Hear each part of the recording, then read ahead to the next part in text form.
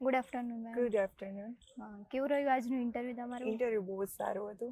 અચ્છા, કઈ પેનલ હતી તમારે? મારે હસમુખ સરની પેનલ હતી. અચ્છા, કેવા ક્વેશ્ચન્સ તમને આજે પૂછવામાં આવેલા? Most of situation base question હતા. જેમ કે હું હાલ જુનિયર ક્લાર્ક તરીકે છું, તો મને એક દિવસ માટે ડેપ્યુટી કલેક્ટર બનાવવામાં આવે, કમિશનર બનાવવામાં આવે, તો હું શું કરીશ?